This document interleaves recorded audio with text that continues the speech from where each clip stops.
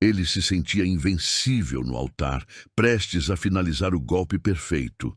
Arthur só não imaginava que o passado que ele tentou enterrar estava entrando pela porta da igreja para cobrar seu preço. A cerimônia era um sonho. A luz do sol atravessava os vitrais, iluminando o rosto de Beatriz, que chorava de alegria. O padre sorriu. "Pode beijar a noiva." Arthur levantou o véu, e o beijo foi tudo o que eles prometeram um ao outro. O órgão tocou a marcha da vitória, e os aplausos encheram a nave da igreja. Foi então que uma voz cortou o ar, firme e gelada. "Esse casamento é uma farsa." A música morreu no ar. Os aplausos cessaram. Todos os rostos se viraram, e lá, parada na entrada, estava Isabela. Ela não parecia louca, parecia uma mulher com uma missão. O silêncio que se seguiu foi pesado, sufocante. Murmúrios se espalharam como um incêndio. O sorriso de Arthur congelou, e por um segundo o pânico puro brilhou em seus olhos antes de ser substituído por uma máscara de fúria. Ele se inclinou para Beatriz, a voz um sussurro urgente. "Não olhe para ela, meu amor. É só uma mulher desequilibrada." Mas seus olhos não estavam em Beatriz. Estavam fixos no segurança mais próximo. Com um gesto de cabeça quase imperceptível, ele ordenou com a voz cortante: "Tire essa mulher daqui. Agora." Mas Isabela não se moveu. O segurança hesitou, paralisado pela cena. Os olhos dela encontraram os de Arthur, e naquele instante a igreja luxuosa, os convidados e o altar desapareceram. O tempo retrocedeu 5 anos. Ele não era Arthur, era Marcos, um homem com um sorriso fácil e um futuro brilhante nos olhos, que a encontrou em uma lanchonete de beira de estrada e prometeu o mundo. O casamento deles não teve vitrais nem orquestra. Foi em um cartório, numa tarde chuvosa de terça-feira, mas para Isabela foi o dia mais feliz de sua vida. Ele prometeu uma casa no campo, 2 filhos e uma vida de cumplicidade. Ela acreditou em cada palavra. A memória, então, saltou para o dia em que o sonho virou pó. Ela chegou em casa do trabalho e o apartamento estava estranhamente silencioso, vazio. Havia um envelope na mesa da cozinha. Dentro não havia uma explicação, apenas uma despedida covarde. "Precisei ir. Me desculpe." O verdadeiro terror veio 1 minuto depois, na tela do computador. A conta conjunta zerada. Suas economias pessoais, que levou uma década para juntar, também haviam sumido. O chão desapareceu sob seus pés. Ele não tinha apenas levado o dinheiro. Ele tinha roubado seu futuro, sua identidade, sua fé nas pessoas. Os meses seguintes foram um borrão de humilhação. Cobranças de dívidas que ele fez em seu nome, o olhar de pena dos amigos, as noites em claro, trabalhando em 2 empregos para não perder o apartamento que ele esvaziou. A vergonha quase a consumiu. Mas um dia, a dor deu lugar à raiva, e a raiva se transformou em uma determinação fria como aço. Ela começou a investigar, a seguir os rastros digitais que ele pensou ter apagado.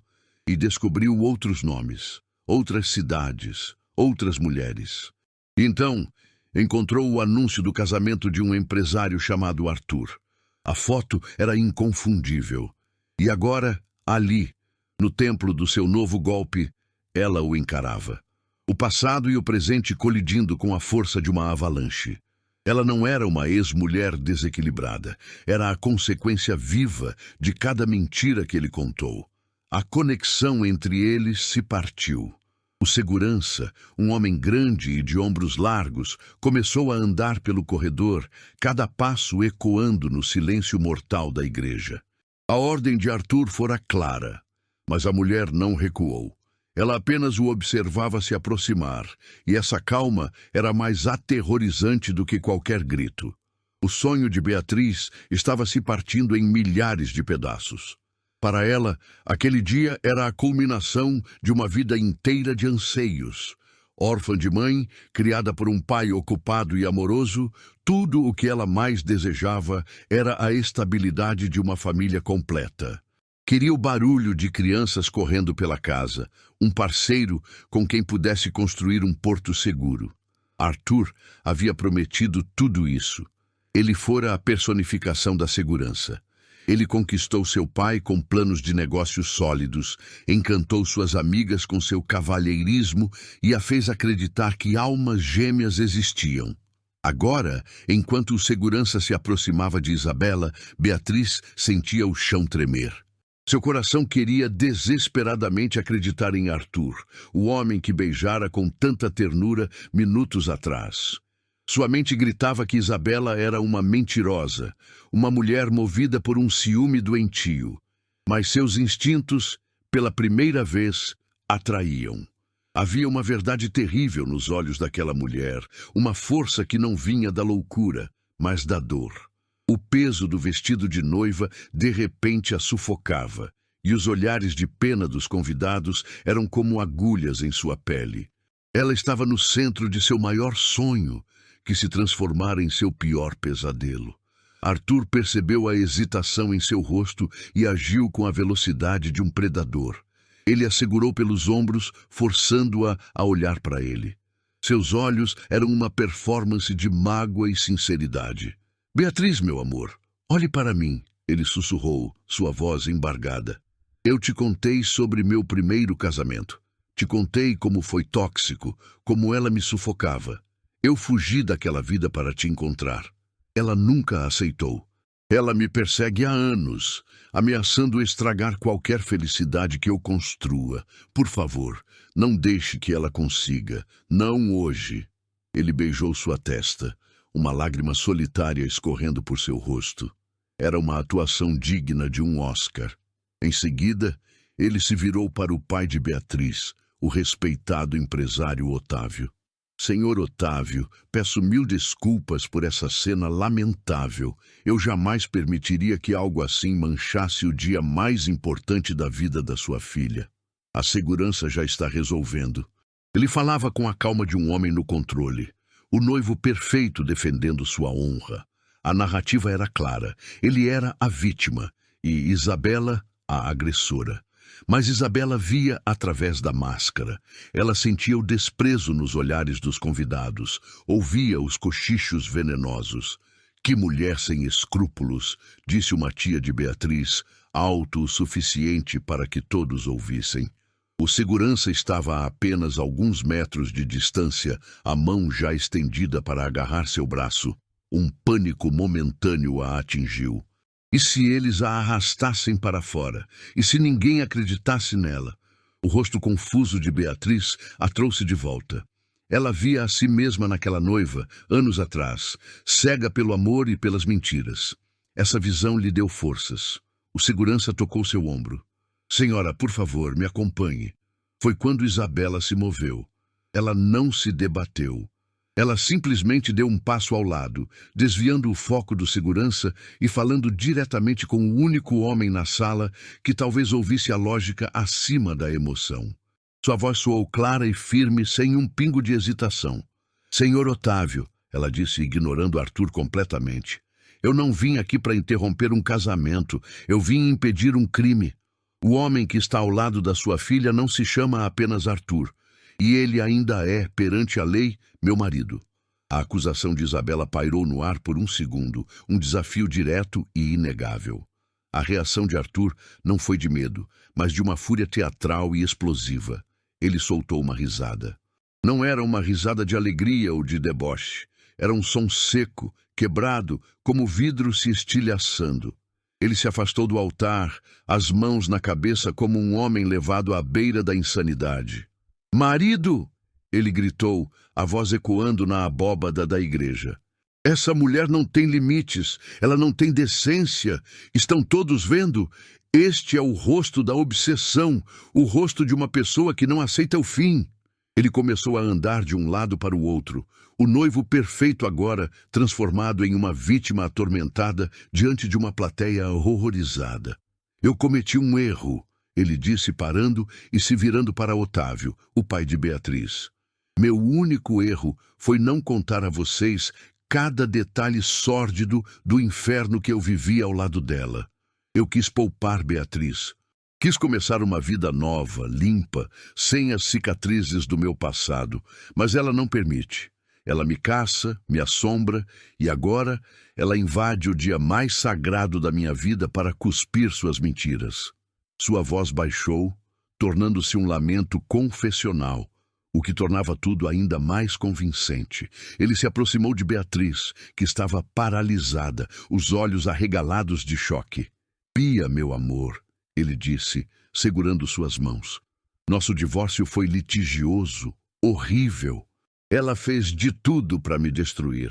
Quando o juiz finalmente nos separou, ela surtou, dizia que os documentos eram falsos, que o advogado era um impostor, que o mundo todo estava conspirando contra ela. Ela começou a ter delírios persecutórios. Eu paguei por tratamentos, por psicólogos, por tudo. Tentei ajudar, mas ela se recusava, dizia que eu estava tentando declará-la incapaz para roubar o que ela não tinha. Ele construía a mentira com detalhes tão específicos, tão dolorosos, que era quase impossível não acreditar. Ela me ligava 50 vezes por dia. Aparecia no meu antigo trabalho fazendo escândalos. Eu tive que me mudar de cidade, trocar de número de vida para escapar, para poder respirar. E quando eu finalmente encontrei a paz, quando eu encontrei você, ela ressurge como um fantasma para tentar me arrastar de volta para o hospício que era a nossa vida. A performance de Arthur foi magistral. Ele não estava apenas se defendendo, estava aniquilando a credibilidade de Isabela, pintando-a como uma doente mental perigosa. O efeito sobre os convidados foi imediato e devastador. Os murmúrios de dúvida se transformaram em sentenças de condenação. Coitado, que situação, uma mulher sussurrou. Sempre soube que ex-mulher é um problema, comentou um homem no banco de trás. As madrinhas de Beatriz, antes amigas sorridentes, agora formavam uma barreira protetora em volta da noiva. Seus olhares para Isabela eram puro veneno. Não olhe para ela, Bia, disse uma delas. Não dê a ela esse poder. Isabela sentiu o peso de centenas de olhos sobre si. Cada olhar era um tijolo no muro de descrença que se erguia à sua frente. Ela estava completamente só. O segurança ao seu lado agora parecia um carcereiro. O ar ficou rarefeito. As paredes da igreja pareceram se fechar sobre ela. O calor da vergonha subiu por seu rosto. Por um momento terrível, ela se perguntou se tinha cometido um erro monumental. Sua busca por justiça parecia apenas uma loucura egoísta. Ela olhou para Beatriz, a mulher que viera salvar, e viu apenas confusão e medo. Então, Otávio, o pai, agiu. Ele era um homem de negócios, acostumado a resolver problemas de forma rápida e discreta. E aquele era o maior problema que já enfrentara. Ele caminhou com passos firmes até ficar entre Arthur e Isabela. Sua expressão não era de raiva, mas de uma autoridade gélida. Ele se dirigiu a Isabela, a voz baixa, mas carregada de um poder que silenciou a igreja inteira. Senhora, ele começou, sem usar o nome dela, um ato deliberado de despersonalização. Já basta. Eu não sei e não me interessa o que aconteceu entre a senhora e o meu genro, mas esta cerimônia acabou. A senhora conseguiu estragar o momento mais feliz da vida da minha única filha. Sinta-se vitoriosa. Cada palavra era um golpe. Se a senhora tem alguma reclamação legal, se acha que tem algum direito, procure a justiça na segunda-feira. Meus advogados estarão à sua disposição, mas agora eu exijo que se retire da minha igreja e da minha vida. Segurança, acompanhe a senhora até a saída. A palavra final dele soou como um martelo de um juiz. Para Beatriz, a intervenção do pai foi como uma boia de salvação em um oceano de caos. A história de Arthur, por mais terrível que fosse, oferecia uma explicação. A ordem de seu pai oferecia uma solução. Tudo o que ela queria era que aquele pesadelo terminasse, que o silêncio voltasse, que o mundo parasse de girar. Ela olhou para Arthur, para seu rosto manchado de lágrimas de crocodilo, para a angústia encenada em seus olhos. E então olhou para Isabela, para a mulher solitária e desafiadora no corredor. Escolher acreditar em Isabela significava implodir sua vida inteira, aceitar que seu amor era uma fraude, que seu futuro era uma mentira. Escolher acreditar em Arthur era doloroso, mas possível. Significava que o amor era real, mas o mundo era cruel. Em um movimento que selou o destino de Isabela naquele momento, Beatriz deu um passo hesitante e se aninhou no abraço de Arthur, enterrando o rosto em seu peito. Foi um gesto de rendição, um ato de autopreservação. Para todos na igreja, foi a confirmação de que a noiva havia escolhido seu noivo. Para Isabela, foi a humilhação final. A mulher que ela veio salvar acabara de escolher a jaula. O abraço de Beatriz foi a sentença final. O segurança deu um passo à frente, a mão firme em seu braço.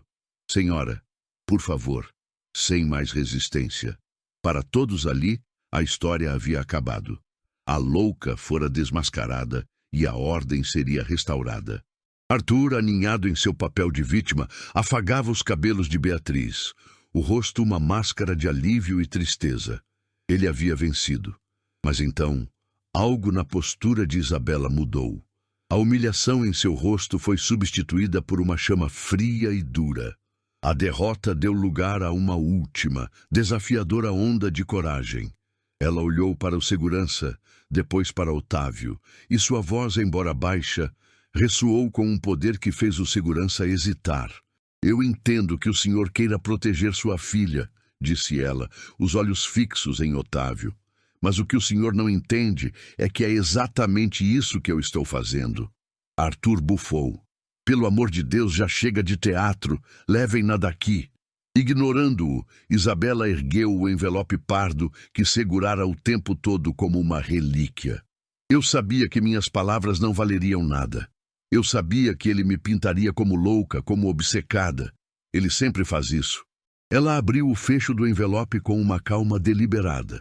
Um pequeno som que rasgou o silêncio tenso. A diferença é que desta vez eu não vim sozinha. Eu trouxe os fantasmas das outras vidas que ele destruiu. Da pasta, ela não tirou uma certidão de casamento. Tirou uma folha timbrada com selos oficiais e uma assinatura em relevo. Isso, disse ela, dando um passo à frente e estendendo o papel na direção de Otávio. É uma cópia autenticada da sentença judicial do processo número 7.854, da comarca de Curitiba.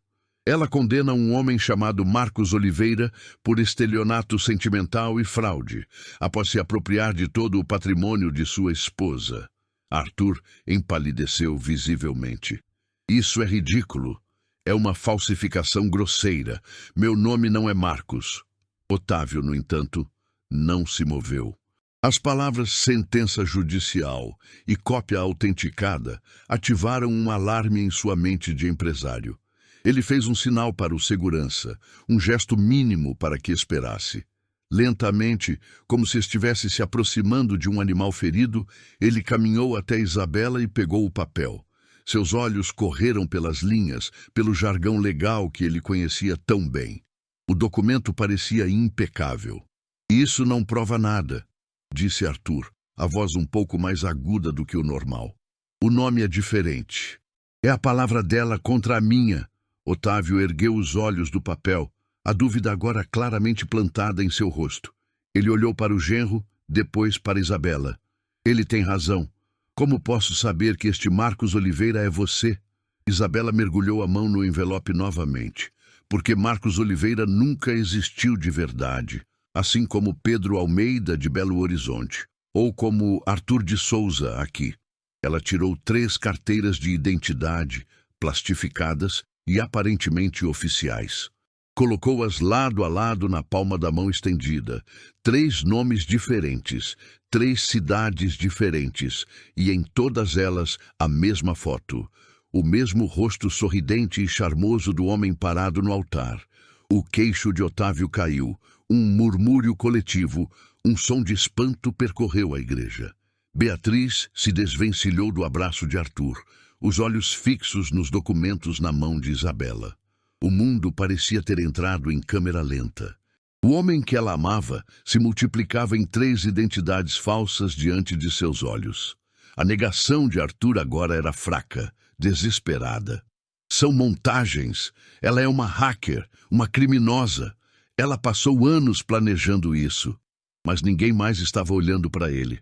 Todos os olhos estavam em Otávio, que examinava as identidades com uma intensidade forense. Ele virava os cartões, sentindo a textura, analisando as fotos. Ele era um homem que construiu um império prestando atenção aos detalhes, e os detalhes ali contavam uma história aterrorizante. E então, a virada final não veio do envelope. Veio da memória de Otávio.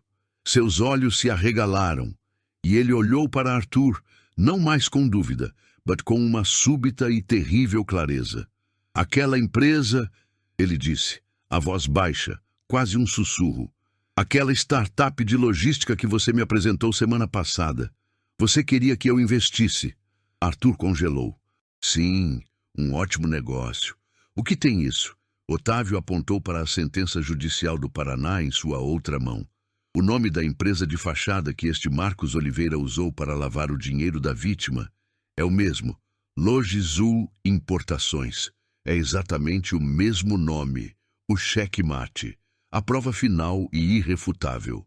A mentira de Arthur não era mais uma história do passado de Isabela. Ela havia se infiltrado no presente de Otávio, em seus negócios, em sua própria casa. A armadilha montada para a filha quase pegou o pai também. O silêncio na igreja era absoluto, ninguém respirava. O peso da verdade desabou sobre todos de uma vez. Otávio lentamente abaixou os papéis. Seu rosto, antes uma máscara de autoridade protetora, agora era de uma fúria gelada e de uma profunda decepção. Ele não olhou para a filha, nem para os convidados. Ele cravou os olhos em Arthur, o homem a quem entregaria sua filha, seu bem mais precioso. E com uma voz que não continha nada além da mais pura e mortal convicção, ele proferiu a sentença final. Meu Deus, ela está dizendo a verdade. As palavras de Otávio. Meu Deus, ela está dizendo a verdade. Caíram no silêncio da igreja com o peso de uma laje de granito. Não foi uma acusação, foi uma epifania, uma verdade tão terrível que sua simples constatação mudou a atmosfera do lugar. O silêncio foi então quebrado por um som coletivo, um arquejo de centenas de pessoas compreendendo a dimensão da farsa ao mesmo tempo. A farsa não era a interrupção de Isabela, a farsa era o próprio casamento. Em um instante, Arthur de Souza, o noivo charmoso e vítima de uma ex-mulher desequilibrada, se desfez. O que restou em seu lugar foi um impostor pálido, um criminoso encurralado sob as luzes do altar. O sangue fugiu de seu rosto, deixando para trás uma máscara de cera amarelada, salpicada de suor. Seus olhos, antes brilhantes de amor fingido, agora eram 2 pupilas dilatadas, dardejando de um lado para o outro, procurando uma saída, uma rota de fuga que não existia. A plateia, antes seus cúmplices na humilhação de Isabela, agora era seu júri e seu carrasco. Celulares, antes erguidos discretamente, agora o enquadravam sem pudor. As lentes vermelhas da gravação brilhando como os olhos de uma matilha de lobos. A vergonha, que momentos atrás pertencia a Isabela, agora o afogava. Otávio deu um passo à frente, os documentos amassados em sua mão, como se quisesse esmagar as mentiras neles contidas. Sua voz era um rosnado baixo, contido, mais assustador que qualquer grito. Você entrou na minha casa. Sentou-se à minha mesa, pediu a mão da minha filha. Cada frase era uma martelada. Você ia roubar a minha família. A aura de poder de Arthur se evaporou. Diante da fúria fria de Otávio, ele encolheu. Desesperado, ele se voltou para a única pessoa que ainda poderia salvá-lo. Beatriz! Ele choramingou, agarrando o braço dela. A força e a confiança, tudo desaparecera, dando lugar a uma súplica patética. Meu amor, por favor. É um mal-entendido terrível. Eu posso explicar tudo. Eu te amo, Bia, eu juro. Não acredita nela, acredita em mim. Mas Beatriz não respondeu.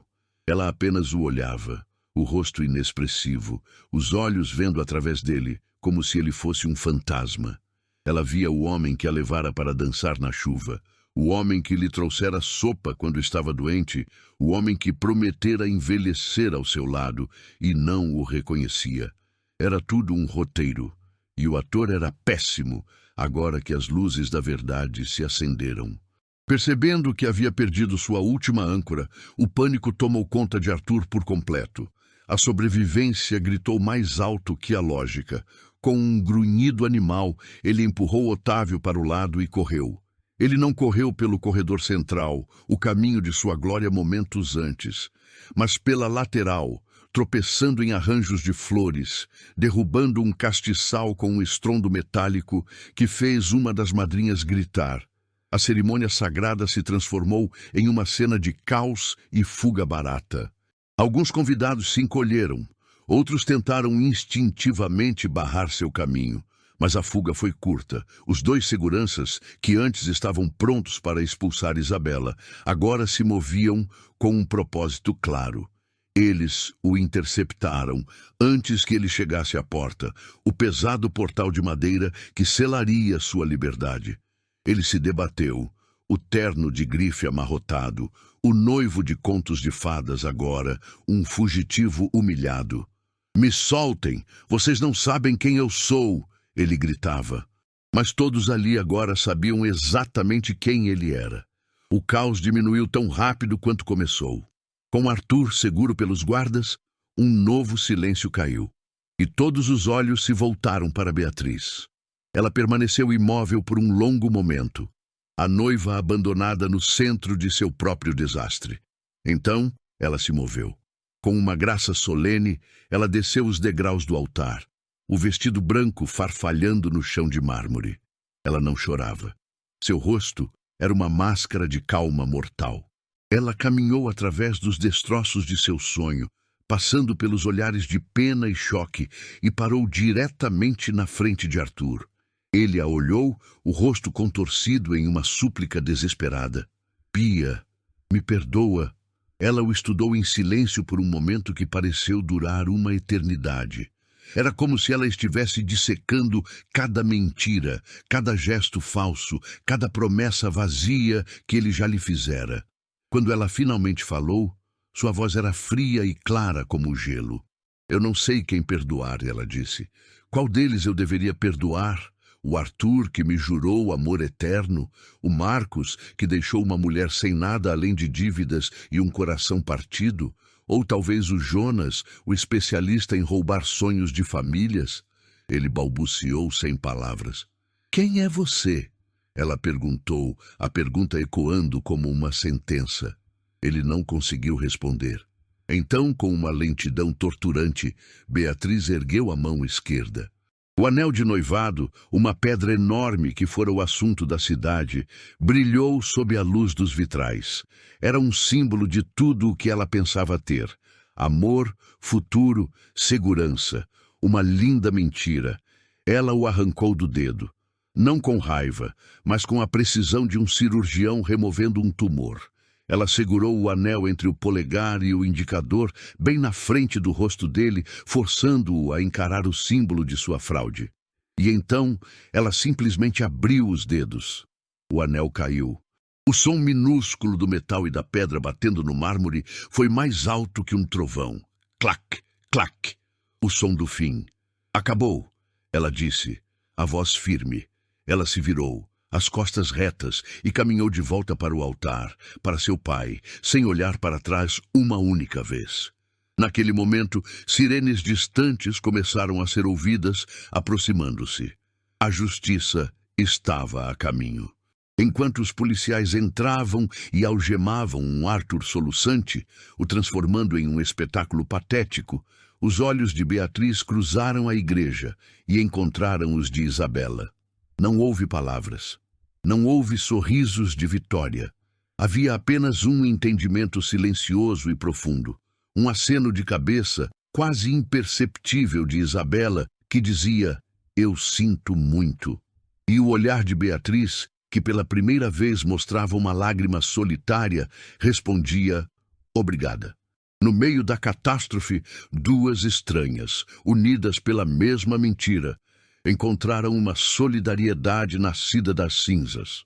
O clímax não era sobre a prisão de um vilão, mas sobre a força silenciosa de suas sobreviventes.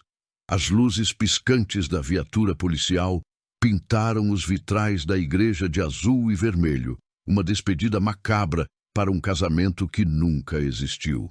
O som da sirene se afastando, levando Arthur e os destroços de uma dúzia de vidas, foi o som final daquela cerimônia. O espetáculo havia terminado. Os convidados, antes uma plateia cativa, agora eram uma multidão constrangida, saindo apressadamente, os olhos baixos, os celulares guardados. A fofoca duraria semanas, mas a vergonha de ter participado daquele circo era imediata.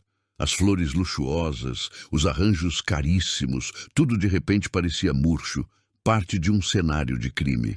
Otávio, com a eficiência de um general em um campo de batalha, orquestrava a retirada, protegendo Beatriz dos olhares curiosos, sua fúria agora convertida em um escudo protetor intransponível. Beatriz permanecia de pé perto do altar, o vestido de noiva uma armadura pesada e inútil. Ela não sentia a dor ainda.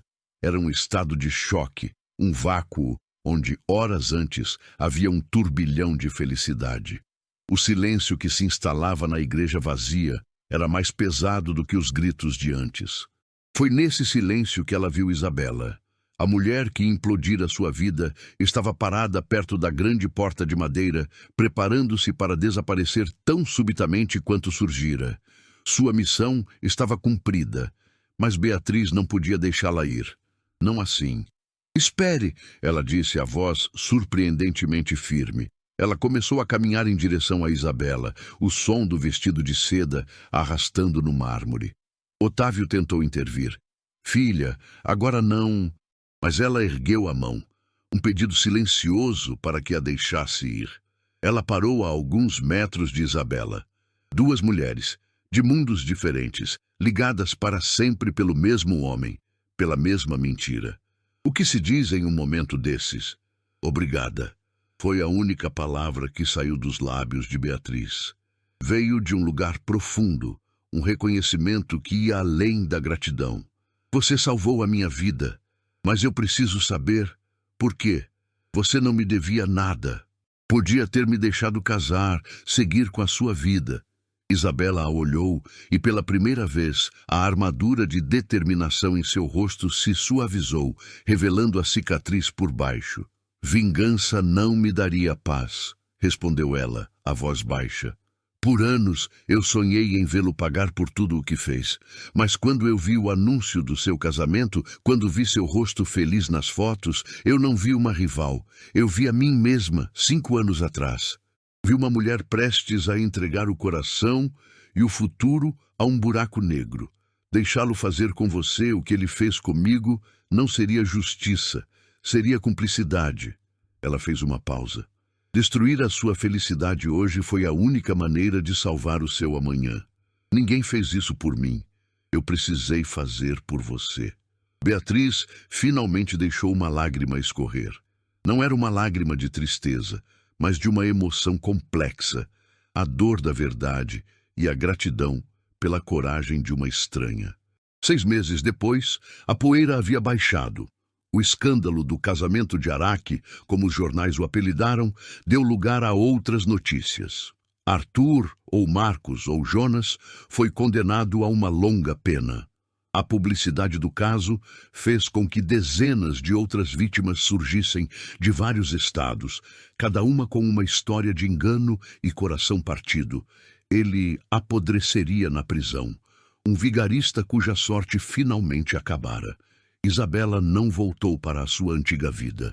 Ela a vendeu junto com as más lembranças e se mudou para uma pequena cidade litorânea. Ela abriu um café, um lugar ensolarado e cheio de vida. Ela não encontrou um novo amor, mas encontrou algo mais importante.